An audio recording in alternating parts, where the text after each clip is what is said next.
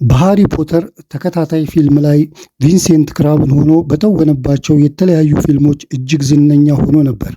አሁን በፈጸመው ወንጀል ዘብጥያ ወርዷል። ይህ ዝነኛ ተዋናይ ለምን ከፊልሙ ዓለም ተባረረ? ምንስ ወንጀል ፈጽሞ ነው ወደ እስር ቤት የገባው? ታሪኩ እንደሚከተለው ነው። የሃሪ ፖተር ተከታታይ ፊልም ተዋናይ ቪንሴንት ክራብን ሆኖ የተወነው ጄሚ ይባላል። ጄሚ የ11 ዓመት ልጅ ነበረ።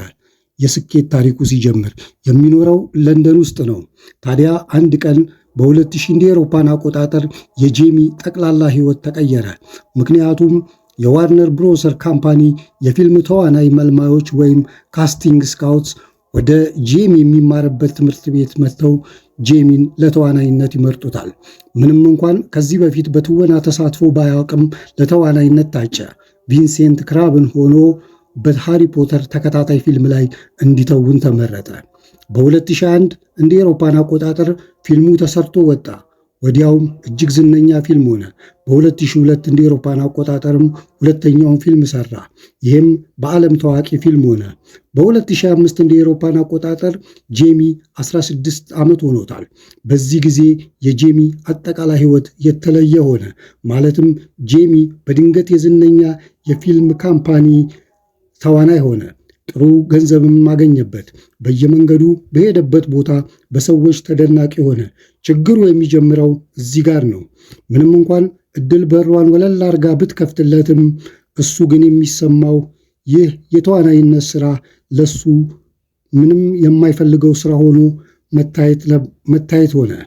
አብረውት ከሚሰሩት ጋርም ተስማምቶ መስራትን አልቻለም። ለብቻው መቀመጥ፣ ኢርፎን አድርጎ የራፕ ሙዚቃዎችን ማዳመጥ፣ ይባስ ብሎ አንድ ጊዜ በፊልም ቀረጻ ላይ ያሉ አብሮት የሚሰራውን በተደጋጋሚ መሳደብ፣ በክርኑ መምታት የመሳሰሉ መጥፎ ባህሪያቶችን ማሳየት ጀመረ። በተለይ አብሮት የሚሰራው አክተር ቶም ፌልተን በአክተር ስሙ ማልፎይን በተደጋጋሚ መሳደብ፣ በክርኑ መምታትን ብቻ አጸያፊ ስድቦችን ይሰድበው ነበር። ታዲያ አንድ ቀን በአንድ አዳራሽ ውስጥ በቀረጻ ላይ ያሉ ማልፎይን አጸያፊ ስድብ ይሰድበው ጀመር።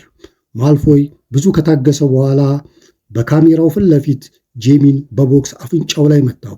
የጄሚ አፍንጫ ደማ። የፊልሙ ደራሲና ዳይሬክተር ሁለቱንም ጠርቶ ማስጠንቀቂያ ሰጣቸው። በዚህ ሁኔታ ቀጠለ። አሁን ጄሚ 17 ዓመቱ ነው። የሃሪ ፖተር አክተርነቱ እንደደበረውና ጋንግስተር መሆን እንደሚፈልግ መወራት ጀመረ። በመሸታ ቤት ማዘውተር፣ ከተለያዩ ሴቶች ጋር መውጣት፣ አደንዛዥ ዕፅን መጠቀም የተለመዱ ስራዎቹ ሆኑ። ጄሚ መጥፎ ዝና ያለው ሰው ሆነ። በዚህ ሁኔታ ቀጥሎ በ2009 እንደ አውሮፓን አቆጣጠር ጄሚ ዕድሜው 19 ዓመቱ ነው።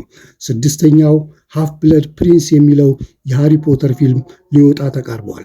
አንድ ቀን ከረጅም ጊዜ የፊልም ቀረጻ መጠናቀቅ በኋላ ጄሚና ጓደኛው በምሽት በለንደን አውራ ጎዳና በመኪና እየሄዱ ሳለ አንድ የፖሊስ መኪና አጠገብ ሲደርሱ ጄሚ ስልኩን አውጥቶ የፖሊሱ መኪና ፎቶ ያነሳል። ፖሊሱም ጄሚን አይቶት ስለነበረ የጄሚን መኪና አስቁሞ ፍተሻ ያደርጋል። ከጄሚ የተቀመጠበት ወንበር ስር አንድ ቢላዋና 8 እሽግ አደንዛዥ ዕፅን ያገኛል።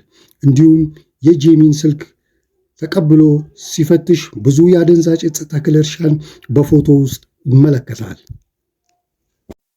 በእርግጥም ጄሚ በመኝታ ቤቱ በድንኳን ውስጥ አድርጎ የተለያዩ የአደንዛዥ ዕፅ ተክል እርሻ ነበረው። እናም ፖሊሱ በጄሚ ስልክ ውስጥ በፎቶ ያየው የአደንዛዥ ዕፅ ተክል በጄሚ መኝታ ቤት ውስጥ ያለው ነበር። ፖሊስም በቁጥጥር ስር ያውሉታል። ቤቱም ሄደው ፍተሻ ሲያደርጉ በፎቶ የታየው አደንዛዥ ዕፅ ተክል በቤቱ ተገኘ። በመጨረሻም ፍርድ ቤት ቀረበ። ግን ጄሚ ዳኛውን አጥብቆ ለመናቸው ነገሮችን እንዲያቀሉለት። ችግር ውስጥ የገባ የልጅ ተዋናይ እንደሆነ፣ ከዝና ጋር ትግል እያደረገ እንደሆነ፣ ይህም ነገር ለዕፅ ተጠቃሚ እንዳደረገው በመግለጽ አጥብቆ ይለምናቸዋል። ዳኛውም ይህንን ከግምት ውስጥ በማስገባት ከስራት ይልቅ የማህበራዊ አገልግሎትን እንዲያደርግ ይፈርዱበታል። በዚህ ወንጀል ውስጥ መገኘቱ ከፊልሙ ዓለም ሊያስባርረው ይችላል። ጄሚ ይህንን ከግምት ውስጥ ያስገባ አይመስለኝም። ይባስ ብሎ ጄሚ የራፕ ሙዚቃ ሰርቶ ለቀቀ። በዚህ ሙዚቃ ላይ በጣም የሚደብሩ ቃላቶችን ተጠቅሟል። በመጨረሻም የዋርነር ብሮሰር የቦርድ አባላቶች ጄሚን በአደንዛዥ ዕፅ መያዙን ይሰማሉ። የራፕ ቪዲዮንም ይመለከታሉ። በመጨረሻም ለዚህ ትልቅ ስም ላለው የፊልም ኢንዱስትሪ የማይመጥን ስራ ሰርቷል በማለት ከፊልም አክተርነቱ መባረር እንዳለበት ይወስናሉ። ጄሚ ከመባረሩ በፊት በሚተውነው ፊልም ላይ የፊልሙ ደራሲ ጄሚን ወድቆ ሲሞት የሚያሳይ ፊልምን ካስተወነው በኋላ ጄሚ ከተዋናይነቱ ይባረራል። ጄሚ ከፊልሙ ዓለም ከተባረረ በኋላ ፍላጎቱ የነበረው የጋንግስተር መሆን ስለነበር የጋንግስተር ቡድን አቋቁሞ መንቀሳቀስ ጀመረ። ታዲያ በአንድ ወቅት የአንድ ጥቁር መገደል አስመልክቶ በለንደን መንገዶች ለሰላማዊ ሰልፍ የወጡ ሰዎች ሰልፍ ወደ ረብሻ ተቀይሮ በመንገድ የሚገኙ የተለያዩ የንግድ ተቋማት መዘረፍ፣ መቃጠል ጀመሩ።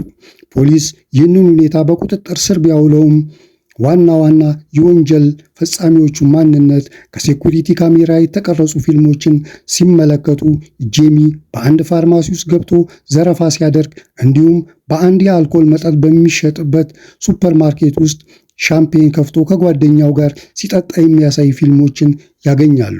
ጄሚንም በቁጥጥር ስር አውለው በፍርድ ቤት ካቀረቡት በኋላ 2 ዓመት ተፈርዶበት ወደ እስር ቤት ገባ።